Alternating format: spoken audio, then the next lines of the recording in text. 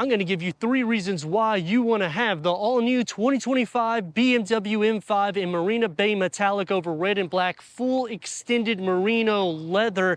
This year, it is a plug-in hybrid, so that means we're going to be getting 27 full electric mile range with a level 2 charger. That's going to take 4 hours to charge, but that's not what this is all about. It's increased 100 horsepower, but it has added over 1,000 pounds of weight. I'm Anthony from Hawkeye Rides, and we're going to touch bases on some pros and cons. The problem that I have with the new M5 and comparing it to the competition: up front, full LED headlights that integrate into the new reworked kidney grille. It illuminates. It has grown 2.7 inches wider and 2.1 inches taller. And the lower is all opened up for that bi-turbo V8 that's housed underneath the hood. Now, the nice thing about BMW is we didn't cut half the cylinders like AMG did. They kept true to their heritage, so we have a 4.4 liter BMW M Power Turbo that has a combined of 717 horsepower with 738 pound-feet of torque paired to an 8-speed Steptronic automatic transmission, the 7th gen.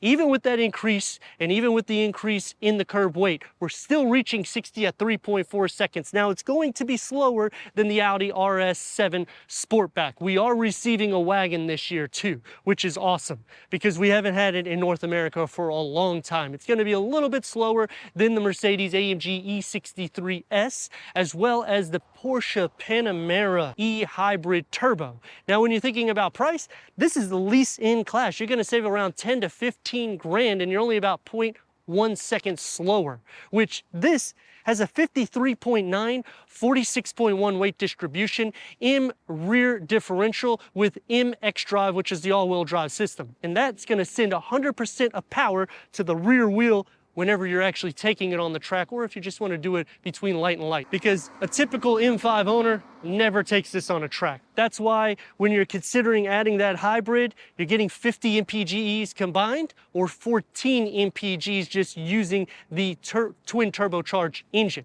And the V8 is going to split power, so you have 577 horsepower and 553 pound-feet of torque. And the plug-in hybrid will add an additional 194 horsepower with 207 pound-feet of torque. And that's the first reason why you want the new M5, because you're still getting the same DNA even though it's a plug-in hybrid. The top speed, 190 miles per hour is what BMW is quoting.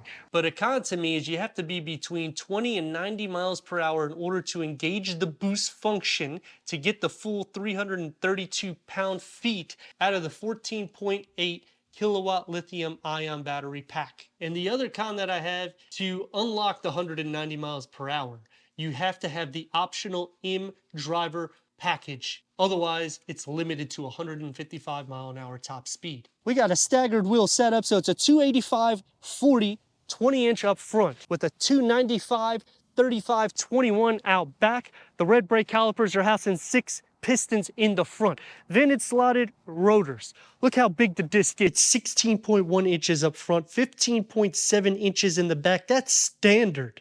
That's why you should take this on the track, but in the same perspective, all the owners that buy the competition vehicles typically don't do it either. Carbon fiber starts on the M-Spec side view mirrors as well as the roof, giving us a lower center of gravity, taking it in to the trunk lid spoiler, flush door handles, and M5 badging in the gloss black. With standard rear axle steering up to 1.5 degrees with electronically controlled dampers. I like the styling of the exterior.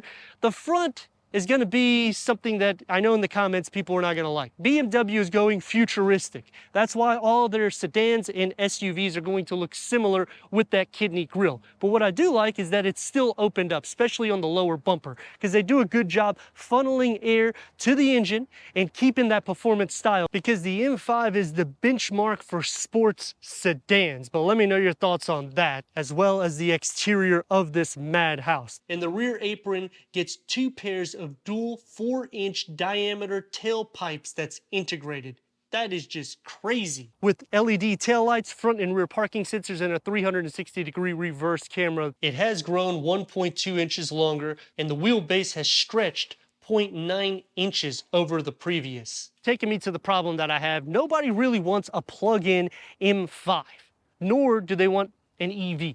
They want a traditional M5 similar to the 2023. The Pro, You're getting a ton more horsepower, a quicker top speed, basically the same 0 to 60, and this thing weighs nearly 3 tons. So take all that in consideration, and you can see, dynamically speaking, this thing is sound, because it's a near 50-50 weight distribution, even adding all that weight, and trying to supplement it with the carbon fiber bits through the exterior. And going back to competition, 0.1 to 2 or 3 tenths of a second, it's not gonna change anything. I mean, if you're going light to light, you're gonna be neck and neck. And if you're taking it on the track, this thing may be faster because you can handle a little bit better, especially with the MX drive. But let me know your thoughts on that in the comments.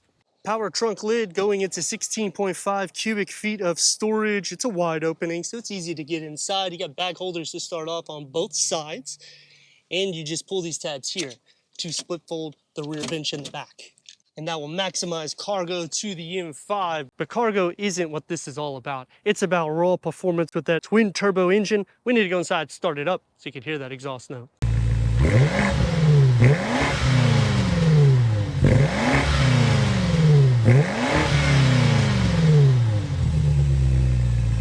The key fob for the new M5.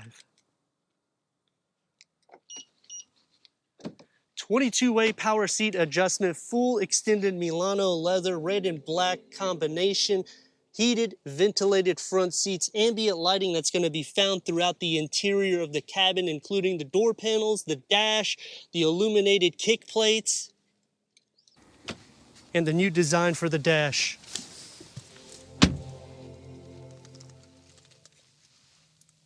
Let's fire it up. Because it's a plug-in hybrid, you're gonna hear a little bit more of the electric notes that come into play. Heads-up display, auto-dimming rear view mirror, full LED interior lights, and going into the carbon fiber in the curved panel 2-screen layout for BMW. And a 14.9-inch touchscreen with wireless Apple CarPlay, wireless Android Auto, Sirius XM, AM, FM, streaming Bluetooth audio.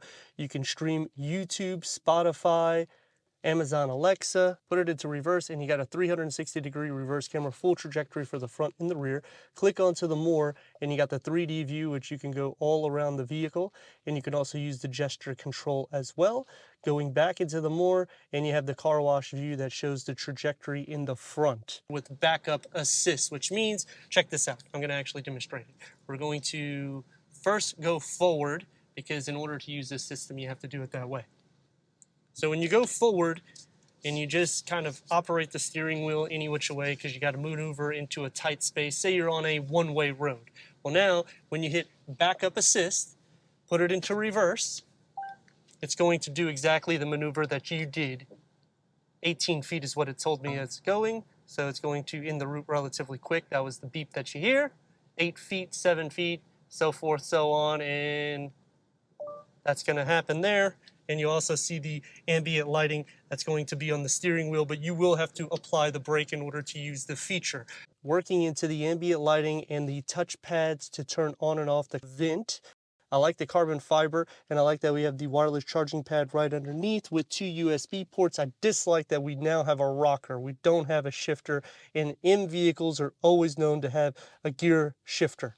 But we do get the M badging and a red start button just to highlight how much performance you have with your driver mode select. Another cool thing about this infotainment screen is you have the M lap timer, which if you're doing performance, you can do everything through there. It also has the driver recorder, which uses the front cameras and the side cameras as well as the rear cameras to record as a dash cam. The only con that I have off the bat is to access the extra 8 power seat adjustment, you have to go into the infotainment screen. Now you can click the button here and it will take you right into there. It's just, I don't like how you have to do 2 different maneuvers. It would be easier if it was just on the seats. When you change the mode, so we're going to go into sport, check out what the ambient lighting does. We were in blue, now you're starting to see the red come alive.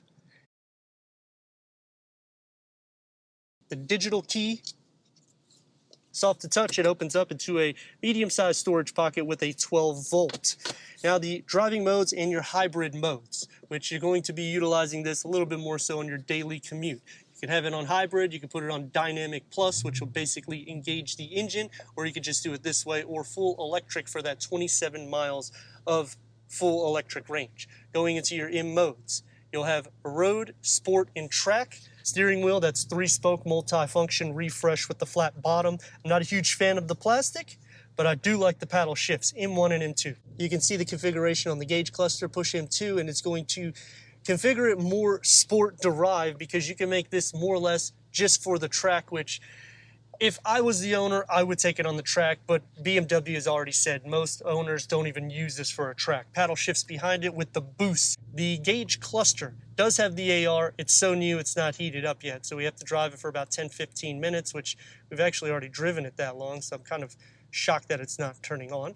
Heads-up display, you can change the configuration as well as the gauge cluster as long as you're not in sport mode. The carbon fiber comes into play and it goes into the dashboard, into the Bauer Wilkins upgraded sound system, and it's aluminum mesh. So I like that they don't put plastic there. Keeping it nice and clean with the ambient lighting, keeping the door handle flush into the door, soft where it needs to be. It's a sports car that's a family car. So expect it to have a little bit more sporty materials with a medium-sized storage pocket. As for legroom, you're going to have a ton of it. For the passenger side, it's going to be a little bit less because this does bulge outwards. No soft closed doors, and headroom is more than enough, and I'm at 6'3".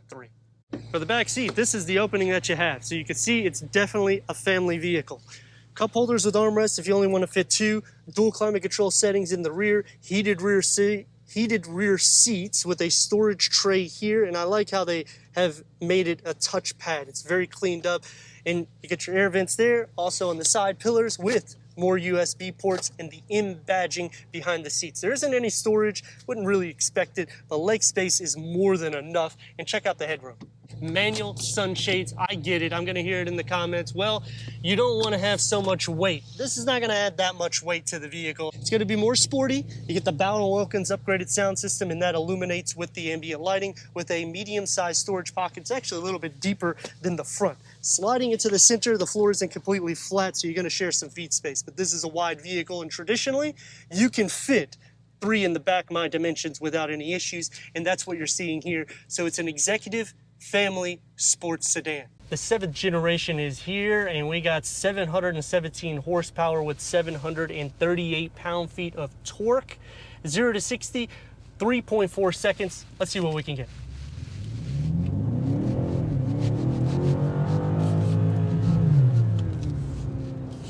Near 50-50. Just taking the bins nice.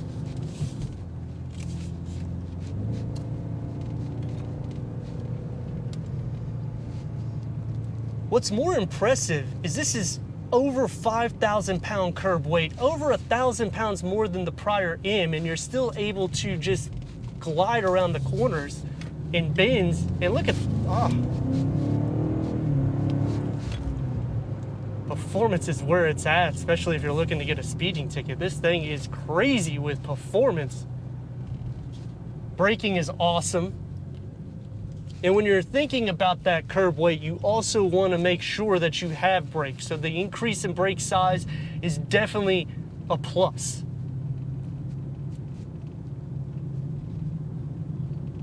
Look at the exit.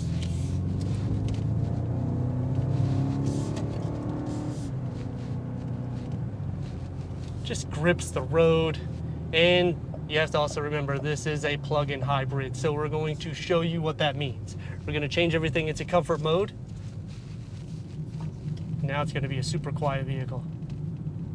You're going to hear some road noise filter in and some of the engine whenever it cuts on and off, but for the most part, I'm liking what I'm getting because it's still a smooth vehicle. Now, the steering is so precise and light that some people may not like that, but you start getting used to the M variants because they've been doing this for a while. This is meant to be driven on the road as well as the track, so I appreciate the way they have tuned everything to make it easier for drivers that want this craziness of performance, because anything over 700 horsepower is just insane. 27 full electric miles for, I mean, that itself is great. It's going to take me to some pros and cons. Starting off with the pros is that we are getting that increase of 194 horsepower and 207 pound-feet of torque because we have a plug-in variant, as well as the full electric range. Now, the con, you only get 14 mpgs if you're only using the electric, or you're only using the gas engine, which, I mean, traditionally you weren't getting a lot. And if you're already spending 120 grand, who really cares?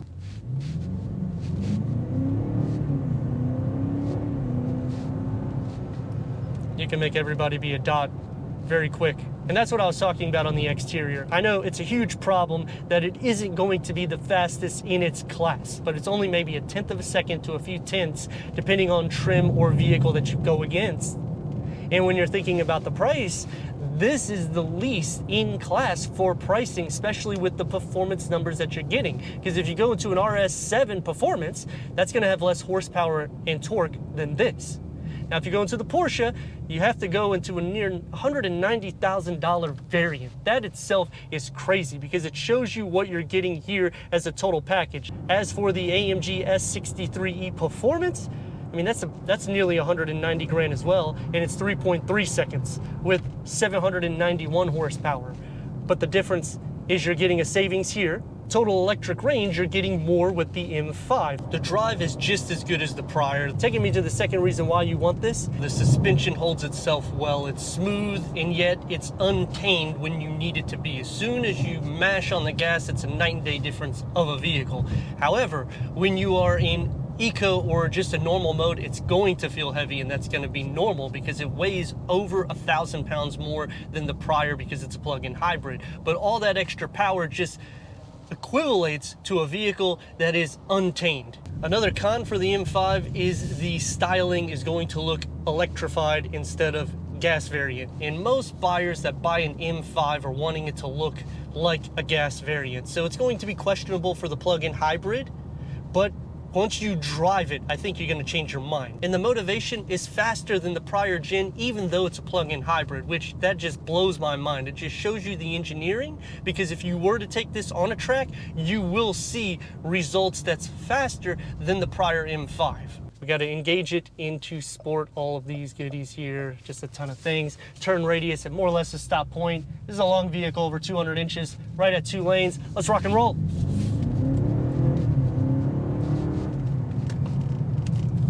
Oh, she is nice. That's what I like about this vehicle. You're still getting all of that performance captured. Taking me to the final reason why you want this is because you're getting all of that blend mixed in, and it's a vehicle that you can use daily.